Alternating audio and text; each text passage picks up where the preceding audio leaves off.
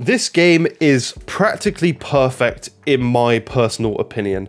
I just adore Elden Ring. I've played this game through 3 times now, and twice of those on PC, but since I've recently been getting into collecting games on console, and I just really enjoy my console systems, I wanted to go through and get the Platinum on PS5. Now, I don't have any footage because I just played the game, I didn't record anything, but if you don't believe me, you can go and check out my PSN profiles. It's capital Y, capital T, and then capital M for Major, and then capital B for Ben. You can check that out on PSN profiles. I can always link it down below, but I have the Platinum on this game and I loved every second of doing it. It was a little bit stressful in certain situations because some bosses were pretty rough to do, but I just adore this game. As soon as I boot up this game and walk out those doors into Limgrave, the atmosphere, the music, I feel it's weird. Maybe it's some psychological problem that's in my life, but I feel at home in Limgrave in this place.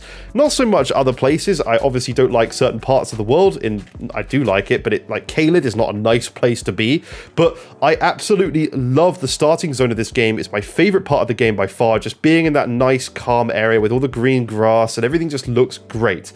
This game is just something that is so good and has changed the way I play games, changed the way I enjoy games, and has spoiled other games for me because of how good this is.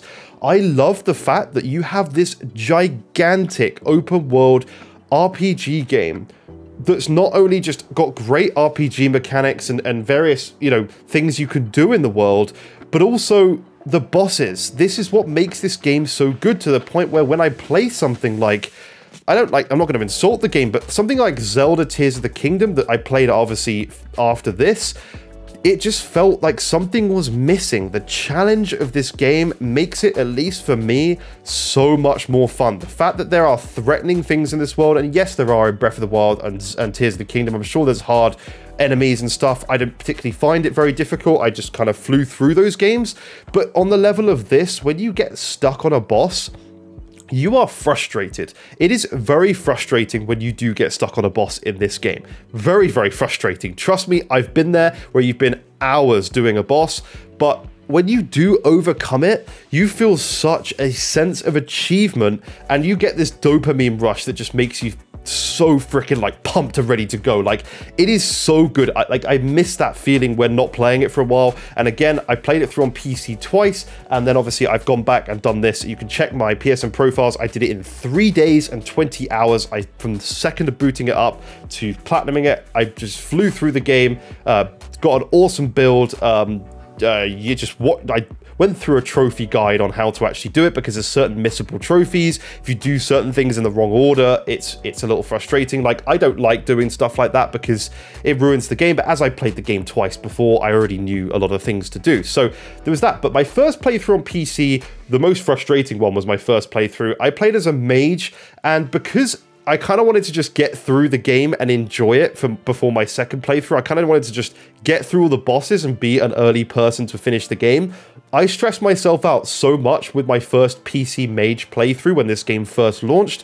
And yeah, it was just stupid because I rushed through the game, went from boss to boss to boss rather than exploring as you're meant to. I treated it like a Dark Souls game where you don't need to explore so much because it's not so open world compared to this. It is kind of open, but not in the scale of this.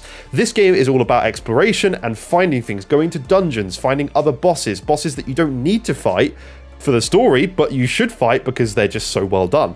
Melania is an example. We all know who Melania is. She is not a story boss. She is one you have to actively seek out and go and find to actually fight. That's one you have to do for the trophy. My second playthrough on PC, I did a samurai build with blood loss. That was really cool. I enjoyed that a lot. And then the third playthrough on PS5, because I was going for the platinum, I wanted to give myself a nice early game advantage. I also went for a samurai build with blood loss, and when you get to the sort of fire giant ice area, I got the Rivers of Blood katana, which I absolutely love, with that slash mechanic where blood like spurts out and you get that kind of extra range. I think a lot of people prefer the Nagakiba, but I don't, because I know the Nagakiba's got great range as a sword because it's long, but Rivers of Blood has better range because you have the splash damage of the blood that comes off the weapon. It flies out. So that build that I did on PS5 is going to be going into the DLC. If we're allowed to carry our builds across, I'm not sure, but I'm going to be taking my Rivers of Blood build from PS5 into the DLC, and I've actually pre-ordered the full like collector's edition with that awesome statue for PS5 because I'm just so excited to get that. I love the game so much. I adore this game. As I said, it's probably my top game of all time.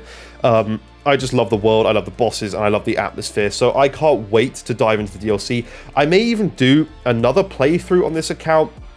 Maybe I actually haven't done like a greatsword playthrough, so I actually feel like I should perhaps go and do a greatsword playthrough of this game because I know so many people recommend you do that. So I may go and do a greatsword playthrough and just enjoy that for a while.